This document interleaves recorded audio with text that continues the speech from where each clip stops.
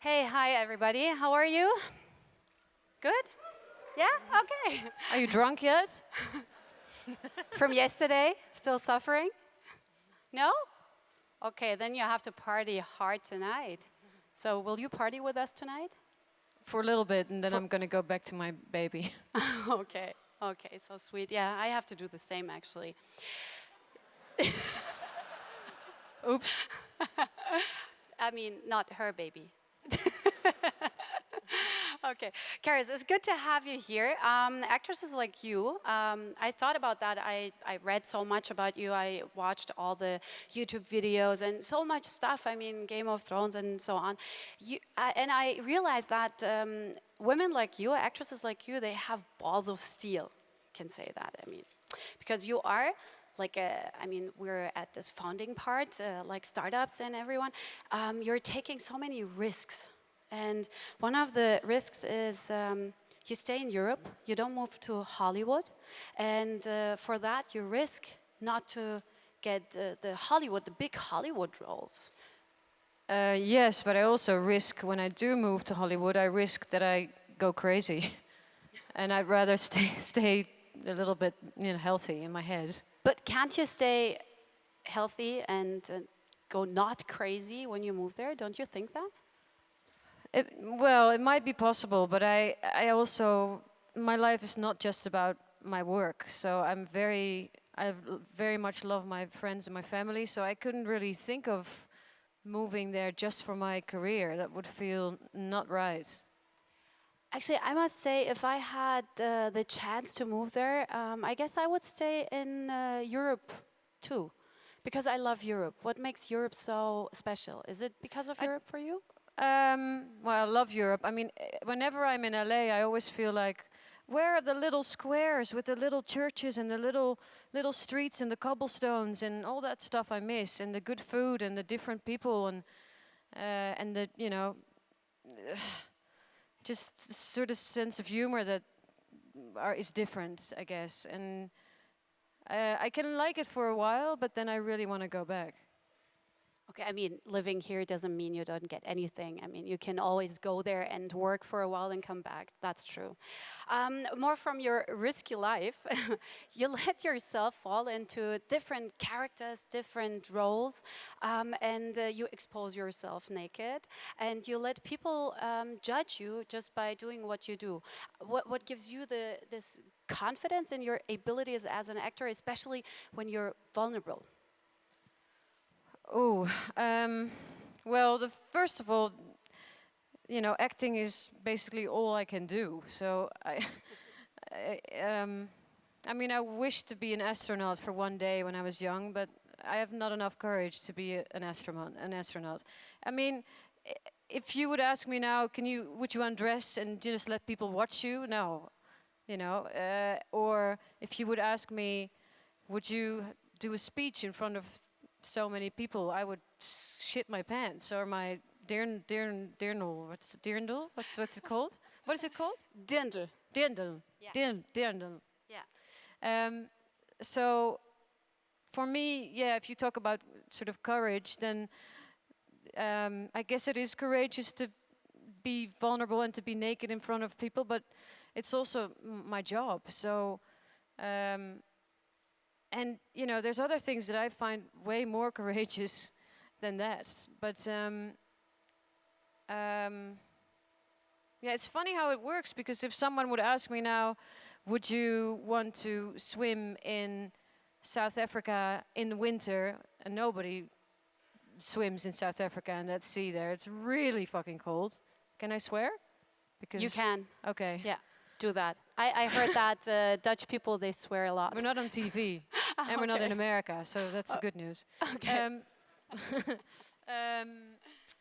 What was I saying? Oh yeah, so if anyone would ask me to jump in the cold water, I would never ever do it. But when it's in a script, you're part of the story, and you want to tell this story, and then, funny enough, you just do it. And then later, after someone says cut, you're like, what the fuck did I just do? But those moments from action to cuts, this is like I guess this is what people feel when they are working passionately on something that they like to do. It's the same with acting. You know, those moments from action to cuts is what not what I live for, but that's my real job. Anything before and after is just bullshit a little bit. That I mean, I also act. Not so much like you, just a little bit. And I must say, it feels a little bit like schizophrenic, because something what you wouldn't do in your normal life, but you do that because it's in a script. That's crazy, isn't it? Yeah, it is a little crazy. Yeah, yeah, it is. It is a little crazy. Yeah, I thought about that. It's like, it's the same for me. It's like I do a lot of crazy stuff, and then for science stuff, and then it's like, oh damn, why am I doing that? I mean, I'm kind of killing myself, but yeah, it's cool. Yeah. It's in that moment it feels right, because it's for me it's for the science. Yeah, and for me it's for the art. Yeah, and you know, people can discuss about whether it's art or not, but I can be quite picky about my productions that I choose. So bye. Oh, did I say something wrong? Like, fuck this shit. Oh, close the doors. What was I saying? Picky. Yeah, about the but again, productions. with the nudity, it is the older I get, the more I am aware of the fact that is not risky, but it is, you're vulnerable. Yeah, you are. Especially as a woman, you get, you know, people have so many opinions about what you should look like as a woman, and especially in this time. And you know, when I was younger, I didn't really feel that. I didn't feel that being naked was necessarily about sex. I thought it was just something natural that, you know, is hypocritical to not show in a movie. And I keep saying, why can we show, you know, machine guns, but we cannot show a nipple? I mean, your mother has them, you know. It makes me a little angry. True, absolutely true. And I think it has to do with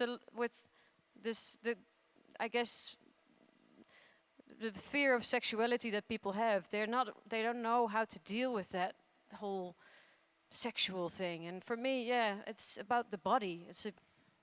But I must say, people, they're commenting super nice under the videos on YouTube, for example. Until I killed a young girl.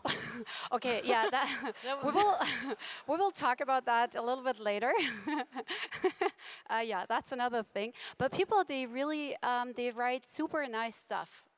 This is super nice to read. It's like, wow, they really like you, naked or not. I mean, they like you, kind of. But you know, you are having success for what, 20 years now, and then like 10 years ago, you had your breakthrough in Hollywood. I think it was side by side with Tom Cruise.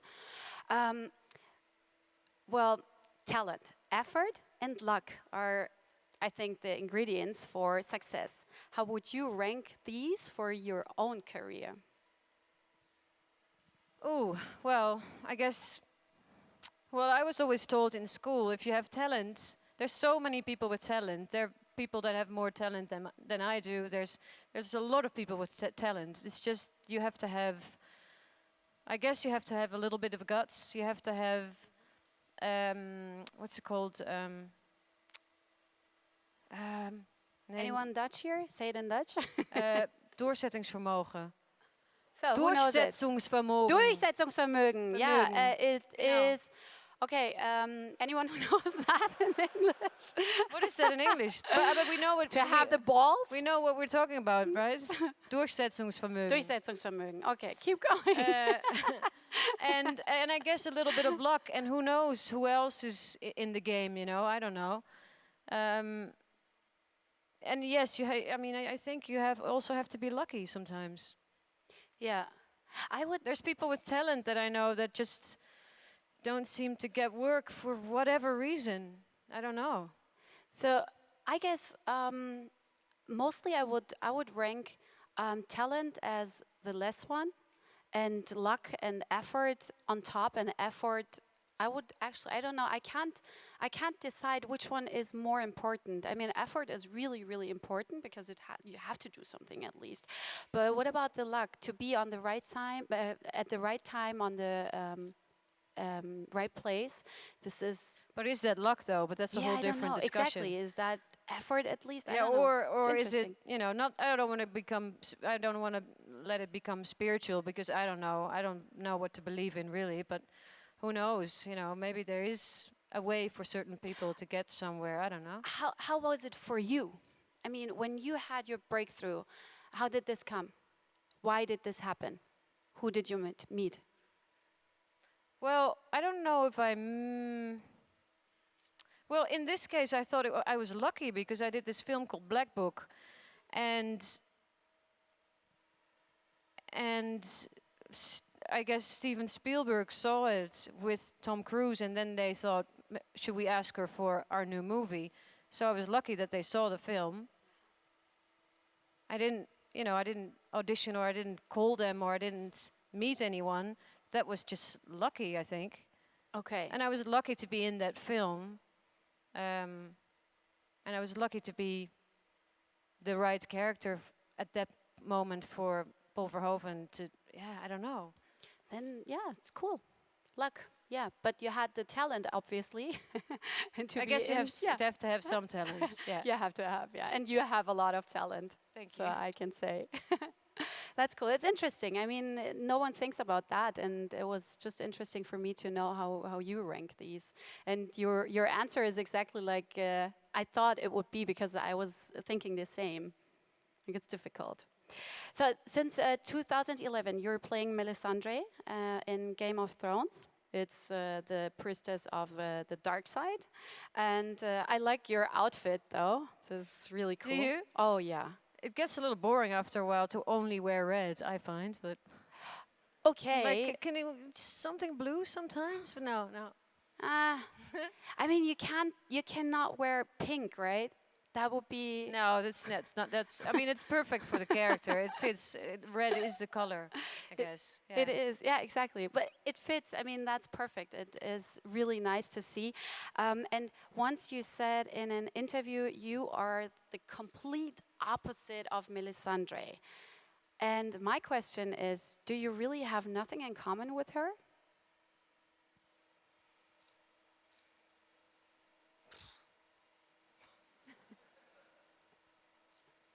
I hope not. Well, do I? Like, I don't know, like power, like. Well, I can feel powerful sometimes, but not a lot. I feel. Yeah, I guess somewhere in me, I have to draw from something, to create this character that's so sure of herself and that's such a believer. But that's not something that's really close to me, and I found it quite difficult in the beginning to play someone like her, because as an actor you like to draw from your own experience and from your own fears and your own neuroses and your doubts and your fears and your things, and this character just doesn't seem to have any of those. I mean, until a certain point. Yeah. So it was tricky. I remember the very first shooting day that I had. It was really, really cold. It was November, and it was in the north of Ireland on the beach, and I was burning some statues on the beach, and I was doing a speech in front of a lot of soldiers, and it was my very first day. And as an actor, I mean, I don't know if it's for you guys the same thing. When you have your first day at your new job, it feels like your first day at school. Are people going to like me? Am I going to do it right? It's just that feeling. And to then play, I couldn't use my own nerves, my fears. So I had to be very confident. And while I was really freezing cold, and I'm pretending to be really warm and confident. So that's an acting challenge, in fact. And yeah, to come back to courage, I would really struggle to do a speech in front of you. You know, I can do it in this setting, but if I have to do like a speech, no. It's like doing a song on your grandmother's birthday. And there's people that just do that, and they say to me, I don't understand how you can be on stage or be in a film because I wouldn't know what to do. But it's the other way around for me. I really admire people that have that courage. But you have courage because you are also a singer, and then in this case, you stay on stage and you sing. Isn't that the same, or is it different? Well, yeah. I feel more courageous when I sing. I feel more vulnerable as well, and therefore more courageous that I'm actually doing it. Because when I sing, it's more. It's me. It's my own name, my own clothes, the way I look, the way I move. In a film or in a series, I can hide between a big cloak or a big wig or whatever. I'm not me, and to be me is, for a lot of actors, is a little bit scary. Ooh, okay. Yeah. You don't have to must be scared of recognize you. that. No. Did you learn anything from your character the past years?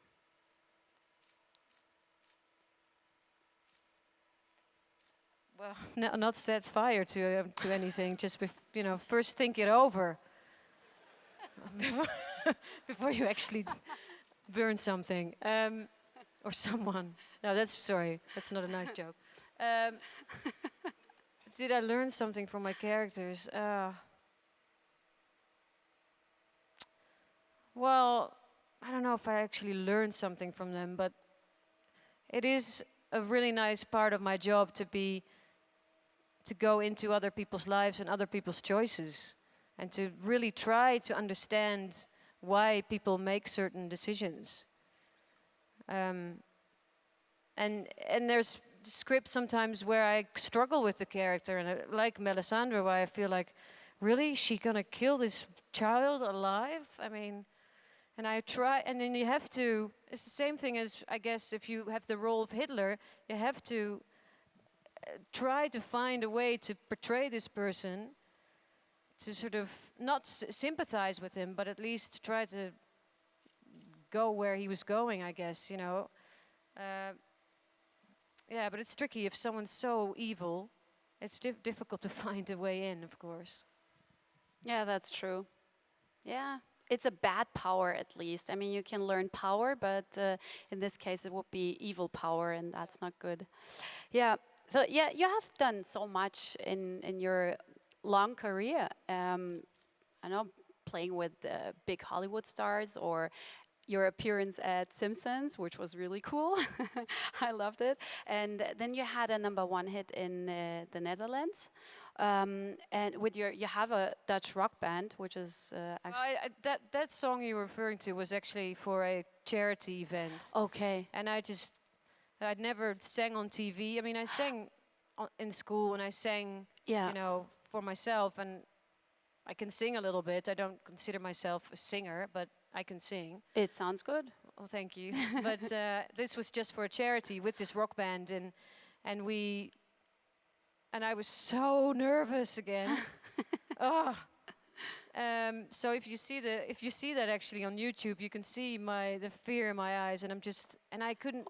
I don't know what happened. My lenses were not right, or I couldn't read the auto cue, and I was just so nervous. And then that song went to a #1, but that was just sort of, I don't know. That was not my band. It was a song with someone else, though. Okay, but still cool. I mean, it's like a check, done. Well, the Simpsons thing was really a highlight in my career. I remember when I first went to Hollywood and did the rounds, as you say, meet casting directors and producers, and they always ask you, where do you want to be in 5 years? What's your career plan? And I've never had a career plan. I'm very intuitive, and I do what I feel is right. So I don't really have, as people have, that sort of plans that they think, this is where I want to be, and how am I going to get there? I never thought of that. So, but the only thing I thought of was, if I ever can do a voice on The Simpsons, because I'm a big Simpsons fan, that's a goal for me. Then everything's fine. And then when that happened, I cannot remember being more happy with the role than that one. And it was not even, my own face. It was just my voice, and it was a tiny little thing. But I thought it was really cool. It was cool. I watched it, and it was cool because your role was pretty cool. That was this young chick, like, I don't care, and I smoke and Smoking whatever. e-cigarettes. E-cigarettes. That was actually pretty cool. So that was one of your highlights. That's a cool highlight. Yeah. Yeah. Off the top of your head, now, very fast. What was the most demanding thing for you in your career? The most courageous one? I mean,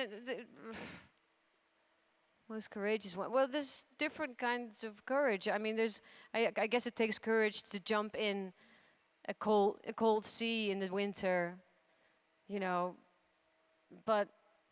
and to undress in front of people that you don't know, and to have sex scenes with people you hate. That's not fun, I can tell you that. That's really awful, in fact. Yeah, I remember once, shouldn't go into details, but I had to kiss this person, and I just... Did you tell this the person? That it was, well? No. But I just, no. But I remember I had to kiss him, and then every time I had to do that, when he was not looking, I would be like... But, it takes a certain kind of courage, I guess, to do those things. But it also takes courage. For me, I did a film about a young woman who gets cancer and loses, and has to, and her husband, in fact, cheats on her while she's dying with another woman. And that was a really demanding role, and it was based on a best-selling book in Holland. And it was a first-time director that I only knew as a soap actor that was going to direct this film. And it could have been a huge flop, and it could have been, it was a tricky thing to decide. Like, am I going to do a part that's heavy with someone who has no experience and is a soap star?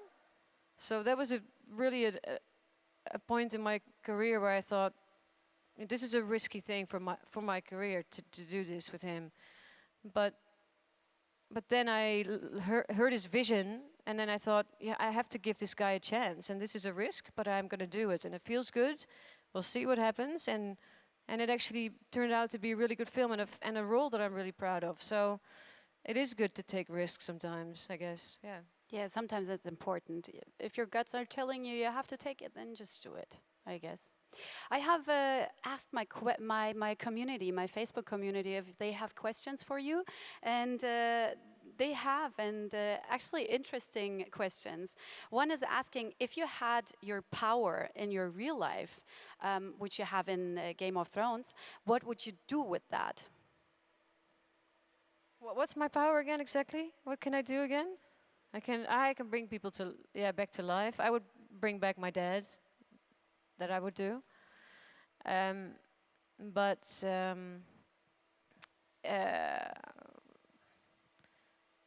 guess I would try to make people more aware of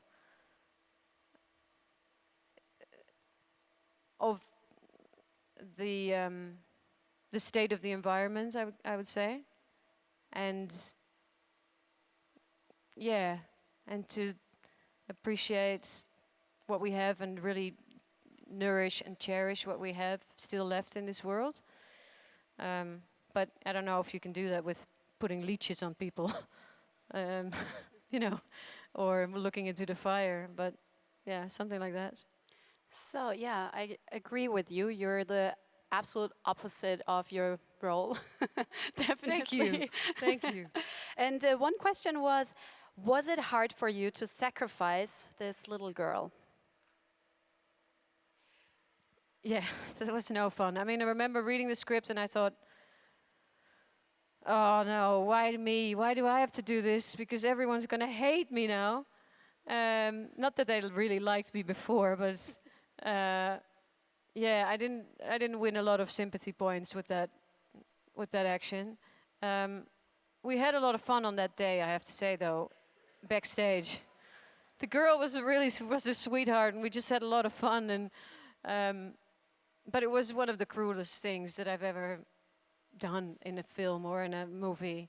Yeah. But it was funny that when then, I don't know if you watch the show, because if you don't, most of this is a little bit boring, I think.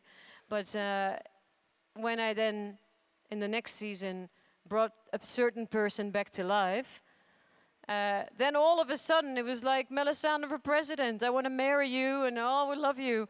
So it was really funny to see the shift of, you know, people really hating me and then really people loving me because of doing that. So it's funny to see the reactions of on this show. It's crazy.